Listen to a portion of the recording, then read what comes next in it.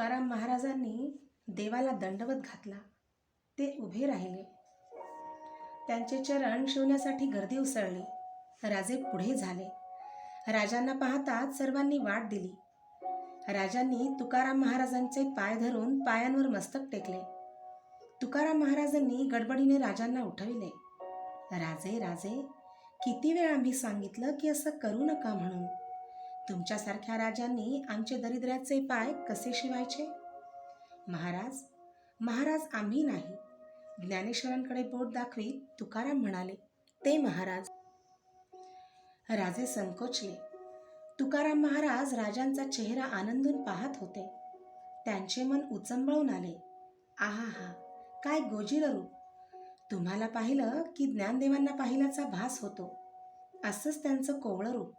त्यांनी ज्ञानाची कवाडं उघडली. चैतन्यानं तुम्ही ती साकार केली. राजांचा हात धरून तुकाराम महाराज वाट काढीत होते. राजांचे मन त्या बहुमानाने भरून आले होते. तुकारामांच्या संगती राजे ओवरीवर आले. कोणीतरी घोंगडे पसरले. महाराजांनी राजांना बळेच शेजारी बसवून घेतले. राजांना क्षेमकुशल विचारले. राजांनी विनंती केली, महाराज, एक प्रार्थना आहे. एकदा आपले पाय आमच्या घरी लागावेत. आपण म्हणाल तेव्हा पालखी सारंजाम आम्ही पाठवू. तुकाराम महाराज मोठ्याने हसले. डोळ्यातले पाणी डाव्या बोटाने टिपीत राजांच्या पाठीवर प्रेमभराचा हात थोपटीत ते म्हणाले, कशासाठी हसायास? आपलं दर्शन घडावं, सहवास लाभावा. राजे, आमचं कसलं दर्शन? त्यात काय आनंद? पुरेशा वस्त्राअभावी ही मळकटलेली काया, उपवासानं रोडके झालेले हातपाय, याचा कसला दर्शन सोहळा? त्या बोलांनी राजांचे मन उदास झाले. महाराजांच्या ते ध्यानी आले. राजे, उदास होऊ नका.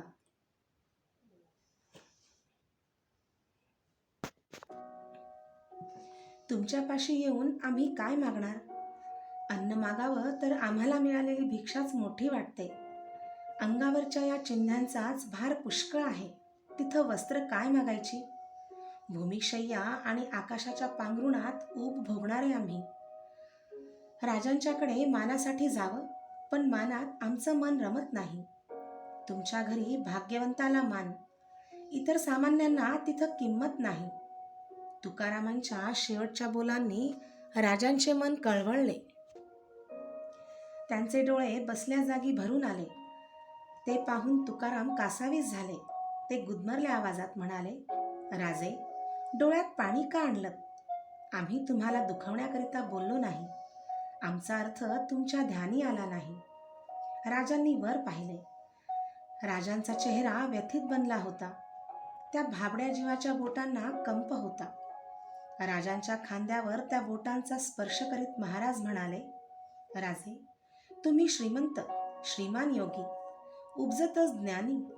ज्ञानदेवांसारखं हे तुमचं रूप. तुमच्या घरी सामान्य येईल कशाला? तिथं भाग्यवंतच यायचा. तुमचं रूप ध्यानी यावं म्हणून बोललो. उगीच मनाला लावून घेतलं. राजांनी एकदम महाराजांचे पाय शिवले. राजे, हे काय? महाराज, अनुग्रह व्हावा. तुकाराम महाराजांनी राजांना प्रेमभराने उठवले. राजांच्या नजरेला नजर भिडवीत महाराजांनी विचारले, आम्ही सांगू त्यावर विश्वास धराल? जी. अनुग्रहाची चिंता करू नका.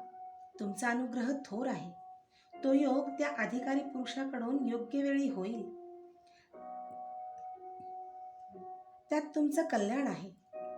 राजे, मृदुंगावर टाळ बडवून बोल निघत नाही. त्याला हाताचीच थाप लागते. टाळावर हात मारून आवाज निघेल का? त्यासाठी दुसरा टाळ हवा. गुरु शिष्यांची जोड अशीच आहे. तुमची जोड तुम्हाला मिळेल, त्यासाठी उतावीळ होऊ नका. त्या वैराग्य संपन्न ज्ञानी महापुरुषाच्या दर्शनाने राजे थक्क झाले. पण त्यांचे मन पराभव पत्करायला तयार नव्हते. त्यांनी इच्छा व्यक्त केली, महाराज, आपल्यासाठी काहीतरी करावं असं वाटतं. तेवढी इच्छा पुरवावी. फार मोठ्या संकटात टाकलं. महाराज विचारात पडले. धन, ऐश्वर्य मागावं तर आम्हाला त्याचा तिटकारा. हा राजे, एक मागणं आहे. आज्ञा महाराज. तुकाराम महाराजांनी ओवरीवरून देवळाकडे नजर टाकली. देवळावरची दृष्टी न हलविता ते म्हणाले, राजे, थोडा वेळ देवळात जाऊन या, एवढं आमच्यासाठी करा. देवळात? राजे उद्गारले. हो. महाराजांच्या चेहऱ्यावर खेळकर स्मित चमकले. राजे, तुम्ही आमच्याजवळ बसल्यामुळं आमच्या भेटीसाठी आलेली मंडळी खोळंबली. तुम्ही राजे, तुमच्या देखत ती सलगी करणार कसे? तुम्ही देवळात जा. तुम्ही देवळात गेला तर ते आम्हाला भेटतील, त्यांना भेटीचा आनंद घेता येईल. राजांच्या चेहऱ्यावर स्मित प्रकटले. ते म्हणाले, जशी आज्ञा. राजे निघालेले पाहताच महाराजांनी हाक मारली, राजे, प्रसाद इथंच करा. पण आमची शिबंदी? राजे चाचरले. राजे, आमच्या राज्याची वहिवाट मोठी, इंद्रायणीसारखी जीवनदात्री आहे. ज्ञानदेवांसारखी माऊली आमची पाठीराखी आहे. तुम्ही चिंता करू नका. राजे उठले, देवळात गेले. देवळातून राजे पाहत होते. तुकाराम महाराजांच्या ओवरीभोवती गर्दी उसळली होती. काही वेळाने गर्दी कमी झाली. राजे तुकाराम महाराजांच्या प्रसादाला आहेत हे वृत्त साऱ्या आळंदीत पसरले.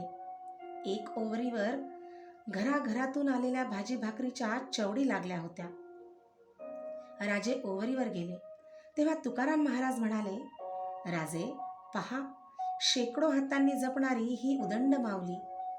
राजांच्या हातावर भाकर भाजी ठेवण्यात आली. सारे कौतुकाने पाहत होते. राजे अत्यंत चवीने सर्वांसह प्रसाद भक्षण करीत होते. 2 प्रहर टळली तेव्हा राजांनी महाराजांचा निरोप घेतला. राजांना प्रेमभराने उराशी कवटाळीत महाराजांनी आशीर्वाद दिला. राजे, भवानी सदैव तुमच्या पाठीशी आहे. कसली चिंता करू नका. सारं ठीक होईल. तुमचं कार्य तडीस नेण्यास ती माऊली समर्थ आहे. सायंकाळच्या वेळी राजे मोठ्या समाधानाने पुण्याला येत होते. आळंदीहून राजे पुण्यात आले. दिवे लागण झाली होती. लाल महालात प्रवेश करीत असता त्यांची नजर वाड्याच्या प्रथम चौकाच्या दारात उभ्या असलेल्या जिजाबाईंच्याकडे गेली. पायांवर पाणी घेऊन राजे सदर पायऱ्या चढून गेले. जिजाबाईच्या पाया पडले. आशीर्वाद देऊन जिजाबाई म्हणाल्या, राजे, तुमच्या पुढंच अहमदाबादेचा खलिता आला. खरंच? राजे आनंदित होऊन उद्गारले. आशीर्वाद खोटा ठरायचा नाही. कोणाचा आशीर्वाद? मासाहेब, तुम्ही आळंदीला आला असता तर फार बरं झालं असतं. आळंदीला तुकाराम महाराजांचं दर्शन घडलं. खरं?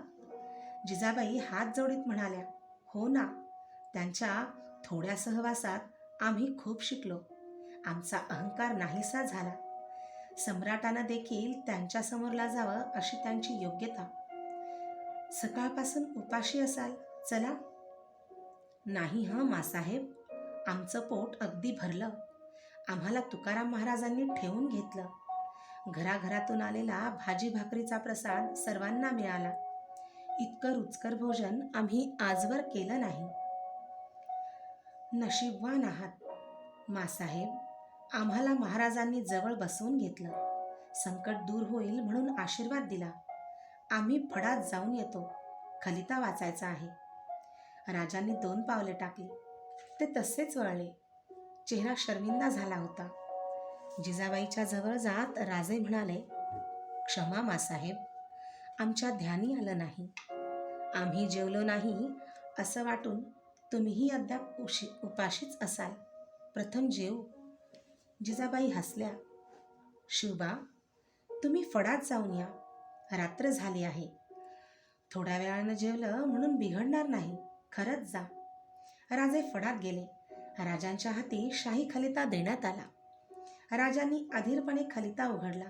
राजे वाचित होते. चेहऱ्यावर समाधान विलसत होते. मुरादने लिहिले होते, तुम्ही खातरजमेचे पत्र आल्यानंतर हुजूर येतो म्हणून लिहिले. ऐसियास वकील अगोदर पाठवणे म्हणजे खातरजमेचं पत्र पंजासहित पाठवण्यात येईल. राजांचा आणि मुरादचा पत्रव्यवहार सुरू झाला. आदिलशाहीला ही वार्ता समजताच अर्धांगाने आजारी असलेला शहा काळजीत पडला. मोगलांचे वैर पत्करणे आदिलशाहीला शक्य नव्हते. त्यातच मुरादकडून शहाजीला पत्र गेले. पत्र दडपणे विजापूर सुलतानला शक्य नव्हते, कारण सम्राटाचे पत्र होते. मुरादने लिहिले होते, तुमचे पत्र शिवाजी यांनी अर्जदास्त हुजूर येण्याविषयी पाठवली ती पावली. पेशजीच्या गोष्टी मनात नाणीता तुमची मोकळीक करण्याविषयी लिहिले. तुम्हाकरिता पोशाख पाठवला आहे, हा घेऊन आपणावर पूर्ण लोभ आहे असे मनात आणावे. विजापूरकर सुलतान धास्तावला. शहाजीला मुरादने मानाचे वस्त्र पाठवले. याचा अर्थ आता तो दिल्ली दरबारचा मानकरी होता आणि शहाजीच्या संरक्षणाची सारी जबाबदारी विजापूर सरकारवर होती. आदिलशाही पेचात पडली. विजापूर सुलतानाने शहाजीराजांना खलिता पाठवला. मानाने दरबारी आणले. आपला आब राखण्यासाठी व दरबारी इज्जत राखण्यासाठी सुलतानाने एकच अट घातली. संभाजीने लढवलेले बंगळूर शहर कंदरपी हा किल्ला बादशहास द्यावा व शिवाजीने आदिलशाहीचा बळकावलेला कोंढाणा किल्ला परत करावा. शहाजीराजांनी फारसे ओढून न धरता त्या अटी मान्य केल्या व तशा मजकुराची पत्रे शिवाजीस व संभाजीस पाठवली. जंजी कैदेनंतर जवळजवळ 10 महिन्यांनी शहाजीराजांची सुटका झाली. शहाजीराजांच्या अपमानाचे शल्य कमी करण्यासाठी आदिलशहाने शहाजीराजांच्या दारी हत्ती घोडे बांधवले. फर्जंद ही किताब दिली. पण आलेल्या अनुभवाने शहाजीराजांचे चाकरीतील मन उदास बनले. राजांना विजापूरचे पत्र आले. शहाजीराजांची मुक्तता झाल्याचे वाचून लाल महालात आनंदाला भरते आले. कोंढाणा द्यावा लागणार याचे राजांना दुःख होते. कोंढाणा म्हणजे स्वराज्याचे अव्वल ठिकाण होते, पण टळलेले संकट त्यापेक्षा कैक पटींनी मोठे होते. जिजाबाई, सईबाई, अमात्य, डबीर, पेशवे यांच्यासह राजे गजाननच्या दर्शनाला गेले. गजाननापुढे मस्तक टेकून राजे उभे राहिले. म्हणाले, देवानं लाज राखली, त्यानंच संकटातून तारलं. राजे, निर्भय सुख कधी मिळतच नाही का?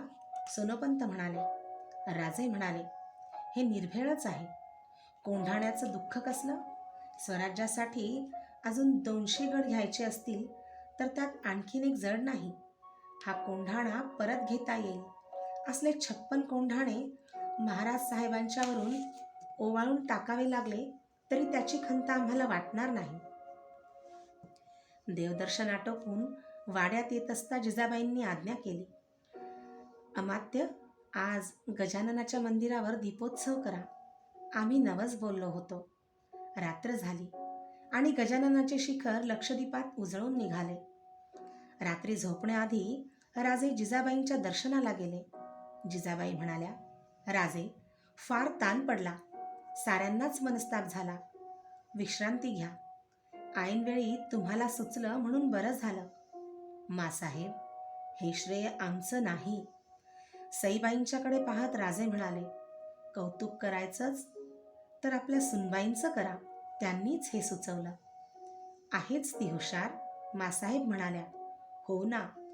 राजे सईबाईच्यावर नजर रोखीत म्हणाले, पण शह देतात तो राजाला, हत्तीला नव्हे, हे अजून कळायचं आहे. सईबाई गडबडीने निघून गेल्या. जिजाबाई म्हणाल्या, राजे, तिला आता चिडवत जाऊ नका. दिवसातली पोर सुखरूपपणे पार पडली की काळजी मिटली. एवढे मोठे झालात पण वयाची जाणीव नाही, असेच राहा. सईबाई महाली गेल्या तेव्हा राजे पाठ फिरवून झोपी गेले होते. गंभीर होऊन पलंगाजवळ जात सईबाई म्हणाल्या, माहीत आहे जागे आहात, सोंग नका घेऊ. राजे वळले. राजांच्यावर नजर रोखून उभ्या असलेल्या सईबाईंना ते म्हणाले, ही चाल नाही, हा मात्र नक्की शह. हं. त्या शब्दांनी सईबाईंचे अवसान कुठच्या कुठे निघून गेले. त्या एकदम हसल्या. राजांचे हास्य त्यात मिसळून गेले. शहाजीराजांच्या आज्ञेप्रमाणे शिवाजीराजांनी आदिलशाहीला कोंढाणा दिल्यामुळे आदिलशाही नजीकच्या काळात काही कारवाई करील असे वाटत नव्हते. कितीतरी दिवसांनी राजांना स्वस्थता मिळत होती. आजवर शत्रूंच्या भीतीने किल्ले, कोट, शस्त्र खरेदी यात घातलेले लक्ष त्यांनी आता राजांच्या बंदोबस्तात गुंतवले. दादोजी कोंडदेवांनी जमीन महसुलाची बसवलेली पद्धत, त्या पद्धतीची अंमलबजावणी जारीने सुरू करण्यात आली. पुण्याला पाण्याची टंचाई पडू नये म्हणून कोंढवे गावाला धरणाचे बांधकाम सुरू केले. शिवापूरच्या बागायतीसाठी दुसऱ्या धरणाची उठावणी केली. या कामात राजे जातीने लक्ष घालीत होते. दादोजींची उणीव जिजामाता भरून काढीत होत्या. वाड्याच्या दारात आलेल्या तंट्याचा निर्णय त्याच करीत होत्या. राजे वेळ मिळेल तेव्हा पुरंदरचे काम पाहत होते. खळत बेलसरला मिळालेल्या राजांच्या विजयाने सारा मावळ सुरक्षित झाला होता. त्या मावळाला आता न्यायी राज्याचा पडताळा येत होता. पिकावर वसूल घेतला जात होता. शेती उठवायला नवीन जमीन मिळत होती. गुरे अवजारे घेण्यासाठी गरीब शेतकऱ्यांना रकमा मिळत होत्या. कर्ज मिळत होते. कुणाही सरकारी अधिकाऱ्याविरुद्ध तक्रार करायला प्रजा धजत होती. राजे अशा तक्रारीची दखल जातीने घेत. अन्याय करणाऱ्या अधिकाऱ्यांना कडक शासन केले जाई. राजांचे जसे प्रजापालनाचे नियम होते तसे लष्कराचेही नियम होते. लष्कराची पाहणी नेहमी व्हायची.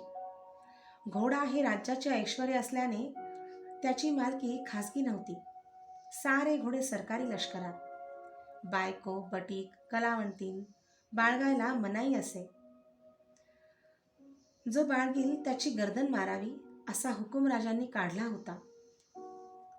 एके दिवशी राजे पुरंदरहून पुण्याला आले. सगळ्यांच्या चेहऱ्यावर आनंद होता.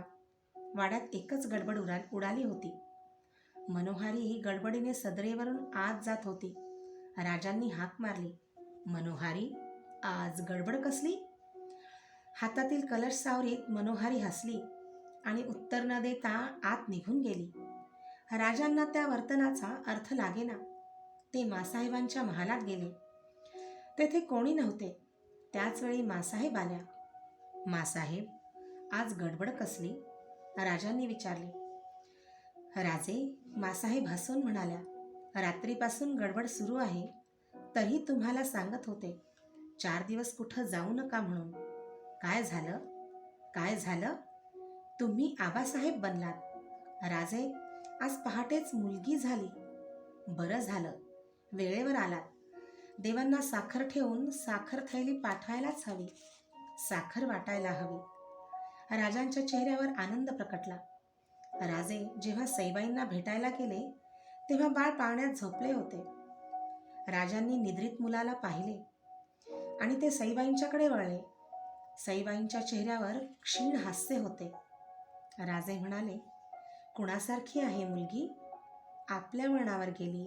राजे हसले, म्हणाले, वाटलंच होतं. मुलाचं जिथं रूप दिसणं कठीण तिथं तुम्ही बायका त्यांचं वळणही सांगून मोकळ्या होता. कसं, देव जाणो. राजांच्या हातात हताश मुद्रेकडे पाहताच सईबाईंना हसू आवरणे कठीण गेले. त्या मोठ्याने हसल्या. हसता हसता मध्येच थांबल्या. उद्गार निघाला, आई ग. राजे धावले. काय झालं? काही नाही. हसणंही सहन होत नाही. तुम्ही विश्रांती घ्या. राजे म्हणाले. थांबावं ना? काय? खरं सांगाल? आम्ही तुमच्याशी कधी खोटं बोललो का? मुलगी झाली म्हणून वाईट वाटलं नाही? बिलकुल नाही. मासाहेब म्हणाल्या, पहिली बेटी तूप रोटी, पण राणीसाहेब, ह्या छोकरीला अगदी तुमच्यासारखी बनवा. म्हणजे कशी? क्षणभर राजांनी सईबाईंना निरखले आणि ते म्हणाले, आपलं दुःख गिळून दुसऱ्यांच्या सुखात विरघळणारी. आणि एवढे बोलून राजे महालाबाहेर गेले. सईबाईंच्या मुखावर एक वेगळेच समाधान होते.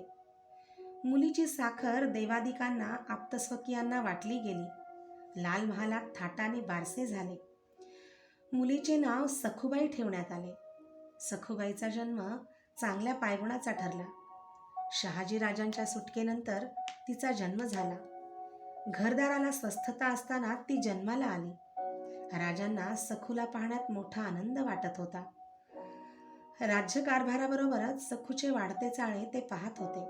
सखू रांगू लागली. आणि बोबडे बोल उमटू लागले. घरादाराच्या अंगाखांद्यांवर सखूब खेळू लागली. एके दिवशी लाल महालात बातमी आली. कान्होजी जेधे पुण्यास येत होते. कान्होजी जेधे हे शहाजीराजांच्या खास विश्वासातले सरदार. शहाजीराजांना कैद झाली तेव्हा कान्होजी कैद केले गेले. कनकगिरीला कान्होजी आदिलशाही कैदेत पडले.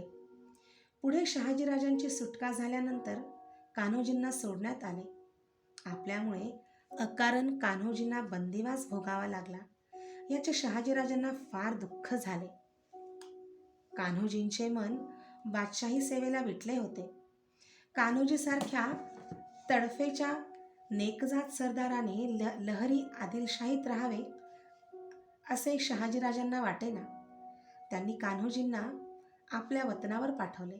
निरोप देताना सांगितले, कान्होजी, आमचा तुमच्यावर विश्वास आहे. तिथं आमचे पुत्र शिवाजी राजे आहेत. त्यांची जीवाभावानं इमानीपणानं सेवा करा. आमचे ठाई ते समजा. जीव मुलानं त्यांचं रक्षण करा. आदिलशाही फौज आली तरी शिवाजी महाराजांच्या वतीनं फौजेला टक्कर द्यायला भिवू नका. कान्होजींनी ती आज्ञा शिरसावंदे मानली. शहाजीराजांच्या पुढे बेलरोटीची शपथ घेऊन कान्होजींनी विजापूर सोडले. बादशाहीला विटलेले कान्होजी शिवाजीराजांच्या भेटीसाठी पुण्याची वाटचाल करू लागले. कान्होजी येणार या वार्तेने राजे आनंदित झाले होते. रात्री राजे सखूबाईला जवळ घेऊन झोपले होते. सखूच्या डोळ्यात झोप आली होती. राजे तिला थोपटीत होते. बोलता बोलता सखू झोपी गेली. आपल्या कुशीत झोपलेल्या सखूकडे पाहून राजे समाधानाने डोळे मिटून पडले होते.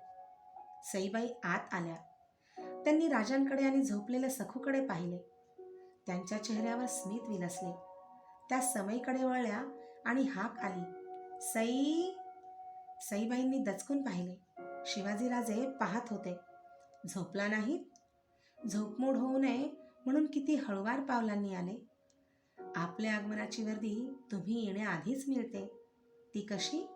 सईबाईंनी आश्चर्याने विचारले. हळुवारपणे उठत राजे म्हणाले, ती सांगते. ती कोण? आहे अशीच बोलकी. आपण तिच्याबरोबर बोलत बसावं. जाते मी. सईबाई जाण्यासाठी वळलेल्या पाहताच राजे गडबडीने म्हणाले, तुम्ही जा, पण नाव तर ऐकून जाल. सईबाई थांबल्या. त्यांच्या कानांवर शब्द आले, तुमची वर्दी तुमच्या पायीची साखळी देते. सईबाई राजांच्याकडे चकित होऊन पाहत होत्या. त्या कृत्रिम कोपाने म्हणाल्या, या साखळ्यांचा एवढा का आवाज येतो की मुतपाकखान्यापासून इथवर ऐकू यावा? नाही सई, ते तुम्हाला कळायचं नाही, ते आम्हीच जाणे. आतुर पतीच्या तीक्ष्ण कानांना पत्नीच्या पायातला साखळ्यांचा आवाज फार लवकर ऐकू येतो. सईबाई लाजल्या. काही न बोलता समईच्या नजीक जाऊन वाद शांत करू लागल्या. कान्होजी जेधे पुण्याला आले. त्यांच्याबरोबर एक खास मेणाही होता. विजापूरहून येताना शहाजीराजांनी सोयराबाईंनाही कान्होजींच्या बरोबर पाठवले होते. धाकट्या राणीसाहेबांनी मोठ्या सन्मानाने वाड्यात पाऊल टाकले. कान्होजींनी जिजाबाईंना मुजरा केला. राजांनी विजापूरचे क्षेमकुशल विचारले. जिजाबाईंनी महाराज साहेबांची संभाजीराजांची चौकशी केली. राजे कान्होजींना म्हणाले,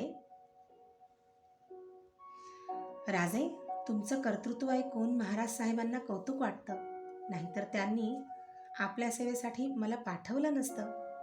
तुमची निष्ठा आम्हास माहीत आहे. कान्होजी राजांच्या बरोबर आलेल्या बाजी जेध्यांच्याकडे बोट दाखवीत राजे म्हणाले, तुमच्या आधी तुमचे बाजी आमच्या बाजूंना फत्तेखान विरुद्ध लढले. आमच्या बाजूनं फत्तेखान विरुद्ध लढले. थोर पराक्रम केला. आम्ही सारे त्यांना सवाई बाजी म्हणतो. योग्य धनी मिळाला तरच पराक्रमाला वाव मिळतो.